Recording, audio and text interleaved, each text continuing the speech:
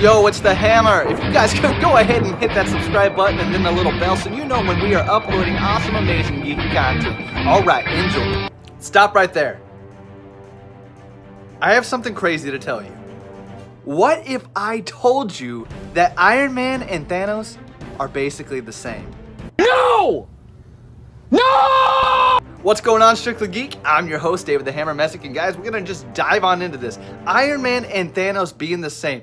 Dave, Hammer, yo, how can you even say that? Thanos is a villain and Iron Man's the hero. He's the greatest. How can you say that? Well, let's go ahead and talk about it. Let's think about what Thanos did. Thanos, everybody knows what he wanted to do. His goal was always to get all 6 Infinity Stones and do the iconic snap.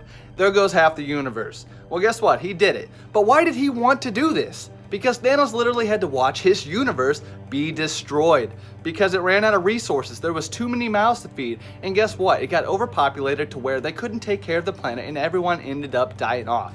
Thanos had to sit there and watch his people starve to death. So, Thanos believes that his way of destroying half of all living life in the universe is the right thing to do. He believes that he's going to be the hero and that he literally is the one to do it. We hear this conversation between him and Doctor Strange, you know, he has to be the one to do it. The hardest choices require the strongest wills. And on the other hand, we have Iron Man. Iron Man, ever since the events of Avengers 1, where he took the nuke through the wormhole, which he likes to remind everybody about, that he was frightened after that. He knew there was something greater out there. You know, he saw space, he saw aliens, he knew something was gonna come and get him. He's having panic attacks, he's not sleeping well, he knew something greater was out there. And that was Thanos. Well, because of this, we see in the events of Age of Ultron that Tony Stark wants to build a giant suit of armor all around the world. I see a suit of armor around the world. Sounds like a cold world, Tony. I've seen colder.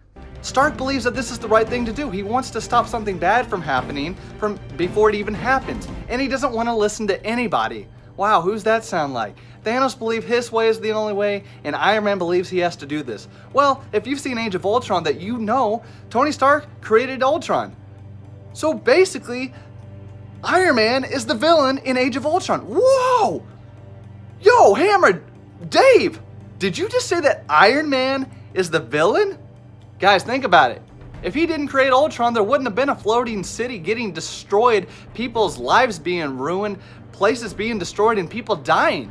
Iron Man created Ultron, and he didn't want to listen to anybody else. He didn't want to listen to Banner. He didn't want to even talk it over with the rest of the Avengers. You're going for artificial intelligence and you didn't want to tell the team.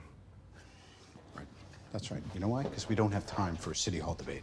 I don't want to hear the man was not meant to meddle medley. Because his way was the right way. And guess what? Thanos, forget everybody else and forget half of the universe, literally, snap. He was going to do it. And he wasn't going to listen to anybody else because he believed his way was the right way. All 6 stones, I could simply snap my fingers.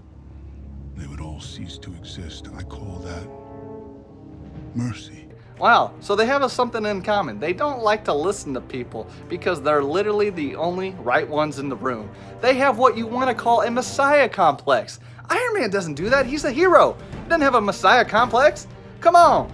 If you guys remember back to the events of Avengers 1, that's what Iron Man said about Loki. He wants an audience. Right. I caught his act in Stuttgart. Yeah. That's just previews. This is opening night, and Loki, he's a full-tilt diva. Right? He wants flowers, he wants parades, he wants a monument built to the skies with his name plastered. Son of a bitch. You know, Iron Man's always kind of been a showboater. You know, look at me, look at what I can do.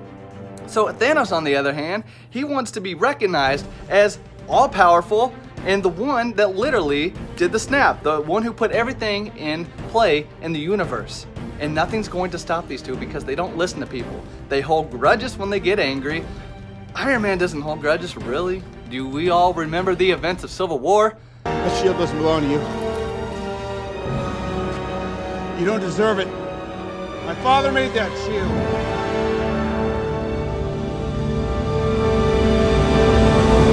Think about it. They don't listen to other people. They're quick to get angry. And not only that, they're both geniuses.